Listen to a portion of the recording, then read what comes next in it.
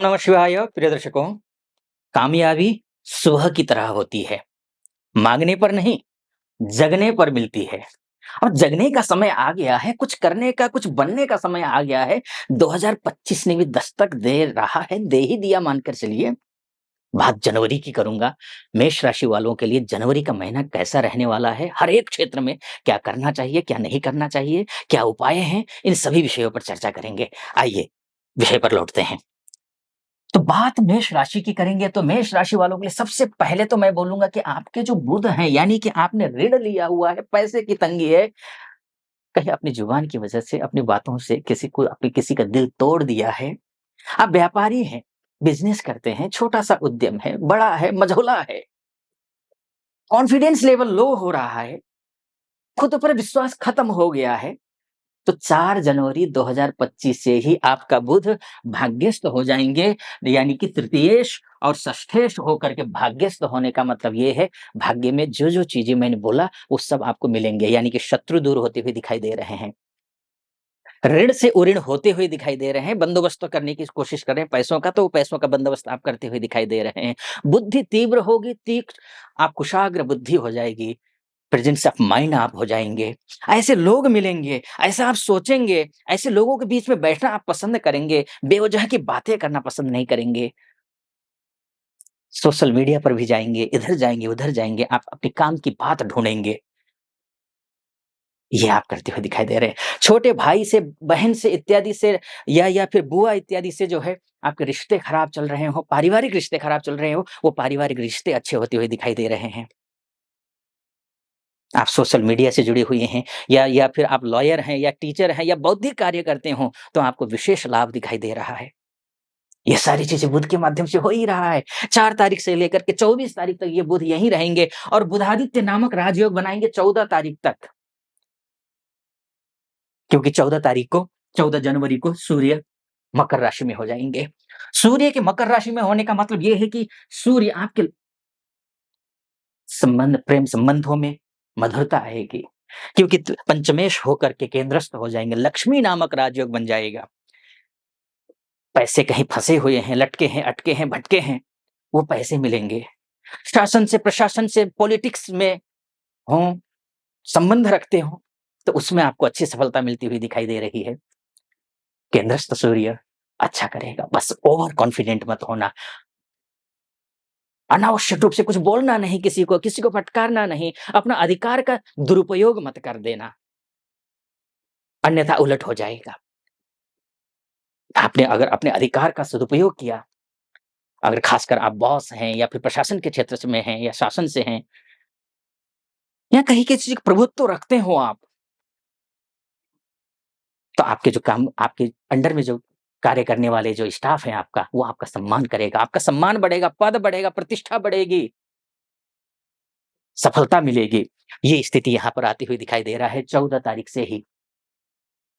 लेकिन 14 तारीख से फिर यहाँ 14 तारीख से लेकर के 24 तारीख तक बुध केवल अकेले रहेंगे यहाँ। फिर 24 तारीख को तुरंत बुध यहाँ पहुँचेंगे, यानी कि फिर से राजयोग बना देंगे, बुधादित्य नामक राजयोग। तो यानी कि कर्म क्षेत्र में जब बुधादित्य नामक राजयोग बनेगा, तो जो भी कार्य करेंगे, उस कार्य का क्रेडिट आपको मिलेगा। जॉब नहीं लग रही है, जॉब लग जाएगी।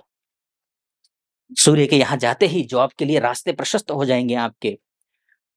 नया वर्ष में जॉब ढूँढ रहे हैं, तलाश रहे हैं, जगह-जगह अपने इंटरव्यू के लिए रिज़्यूमे भेज-भेज कर थक गए हों, तो इंतज़ार कीजिए, ये महीना आपके लिए जॉब के दृष्टिकोण से परफेक्ट है।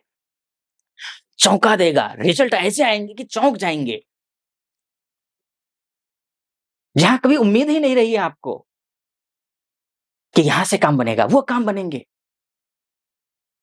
ये सारी चीज़ें 24 तारीख से फिर से राजयोग होगा, तो शानदार ही शानदार है।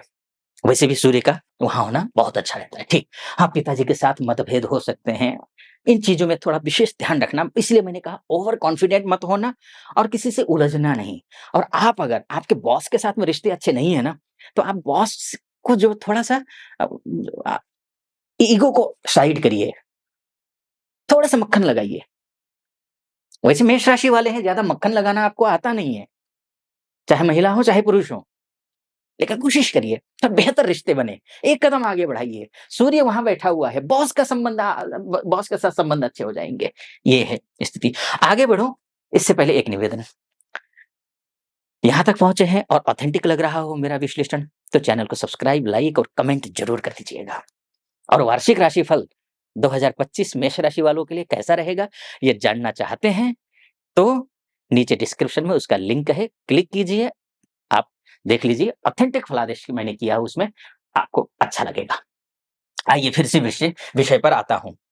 बात सूर्य की हो गई, बात बुध की भी हो गई, बात शुक्र के बिना तो संभव ही नहीं है कि पूरी हो। शुक्र आपके लिए क्या है? बिज़नेस है, शुक्र पत्नी है, शुक्र पति है, शुक्र पार्टनर है, शुक्र वैभव है, शुक्र समृद्धि है। घर में जो कुछ भी है, आज के कलयुग के परिप्रेक्ष्य में देखा जाए, जो भाग-दौड़ का जीवन है, समृद्धि चाहिए, सबको पैसा चाहिए, भौतिक जीवन है, भौतिक संसाधनों से भर देना चाहते हैं, तो शुक्र का अच्छा होना ज़रूरी है। शुक्र के क्या हाल हैं? पूरे 28 जनवरी तक शुक्र यहीं रहेंगे, शनि के साथ में मिल करके रहेंगे, शनि के घर में रहेंगे, मित्र के साथ में बैठ करके बस गलहियाँ करेंगे। अब मिलेगा क्या? बिज़नेस अच्छा हो जाएगा। जो भी बिज़नेस है, अटके-लटके हुए हैं, सोर्स ऑफ इनकम है ना, सप्तम में, पंचम में चला गया, तो ये शुक्र अच्छा करेंगे। यहाँ पर ये अच्छा है, बढ़िया योग दिखाई दे रहा है। वैसे भी नक्षत्र के दृष्टिकोण से देखें, 17 तारीख तक शुक्र शतभिषा नक्षत्र में है। शतभिषा नक्षत्र राहु का होता है। राहु जो है, द्वादश का राहु है, यानी कि विदेश से संबंधित कोई कार्य कर रहे हैं, तो उस स्थिति में भी, या विदेश में रहते हैं या रहती हैं, जाना चाहते हैं, एमएनसी में काम करते हैं, तो भी राहु के नक्षत्र में शुक्र का बैठना शुभ माना गया है, अच्छा माना गया है। दोनों मिलकर के, राहु और शुक्र दोनों मिलकर के अच्छा फल देंगे। वैसे राहु के नक्षत्र में कलह करवाता है, बहुत अच्छा नहीं है, कलह चूँकि करवाता है, लेकिन विदेश हाउस में राहु ऑलरेडी बैठा हुआ है ना, तो विदेश से संबंधित कार्यों को बनाएगा। ये भी एक अच्छी बात दिखाई दे रही है। लेकिन यहाँ बैठने से क्या-क्या होगा, ये भी आप समझ लीजिए। आप धन से परेशान हो तो शुक्र अच्छा करेगा, आपकी वाणी से आप लोगों को प्रभावित कर पाएँगे। आपके अपने वक्तृत्व क्षमता जो है, वो बेहतर होगी। पैतृक संपत्ति को लेकर के घर में कोलाहल मचा हुआ है, कोहराम मचा हुआ है, तो वो जो कोहराम मचा हुआ है ना, वो कोहराम थोड़ा शांत होगा।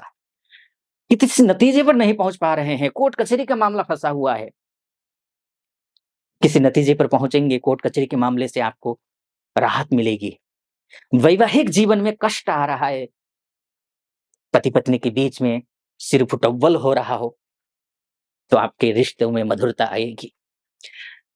बिज़नेस में डील कर रहे हैं क्लाइंट से, लेकिन डील फाइनल नहीं हो पा रही है, तो वो डील फाइनल होती हुई दिखाई दे रही है। पार्टनर के साथ में रिश्ते अच्छे होते हुए दिखाई दे रहे हैं।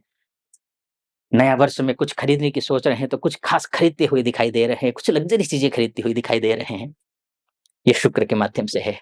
बोलना और बहुत कुछ चाहता हूँ, लेकिन छोटे-सी वीडियो में सब कुछ समा पाना कठिन होता है। तो ऐसे में मैंने इसको मोटा-मोटी तौर पर, ये ग्रह इस भाव में, इस राशि में जाएगा तो ये फल देगा, बताने की कोशिश की आपको। सटीक लगा हो तो सब्सक्राइब, लाइक और कमेंट कर दीजिएगा।